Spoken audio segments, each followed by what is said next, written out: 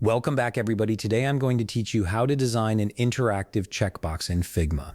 This is a really useful skill to have, especially when you're creating user interfaces or prototypes that need functional elements. Let's jump right in and build this together. First, open your Figma application and navigate to the project where you want to design your checkbox. Once you're in your workspace, look toward the bottom of your screen and click the action icon. From the menu that appears, select Plugins and Widgets. This is where you'll access all the tools and extensions that make designing in Figma so powerful. In the search bar that pops up, type icon and look for the plugin called Icons 8.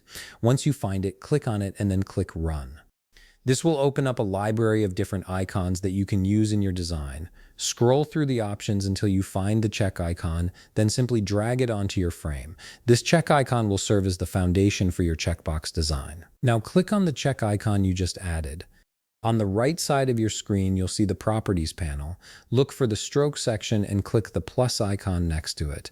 This allows you to add a stroke to your icon. Adjust the weight to around 5 to give it a clean, visible outline that stands out nicely in your design. Next, hold down the Alt key on your keyboard and drag the checkbox downwards. This creates a duplicate of your first checkbox, which will represent the checked state of your component. Click on this second checkbox, and on the left side of the Properties panel, click the plus icon beside Fill. Change the color to whatever you prefer for your checked state. This could be a brand color or any color that indicates selection. Now click on the first checkbox at the top. Under the Fill section, click Image, then click the solid color icon and reduce the opacity to 0. This makes the unchecked state appear hollow or transparent, which is the standard visual for an unselected checkbox. With both checkboxes ready, highlight them both by clicking and dragging over them. On the right side, click the 3 dots icon and select Create Component Set.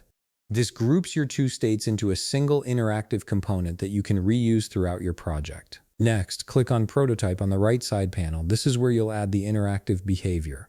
Connect checkbox 1 to checkbox 2 by dragging from the first to the second and make sure the trigger is set to on-click. Then repeat this process in reverse. Connect checkbox 2 back to checkbox 1 with the same on-click trigger. This creates a toggle effect between the two states. Now on the left side of your screen, click Assets. From here, drag the component you just created onto your canvas. On the upper right corner of your screen, click the play icon to enter presentation mode.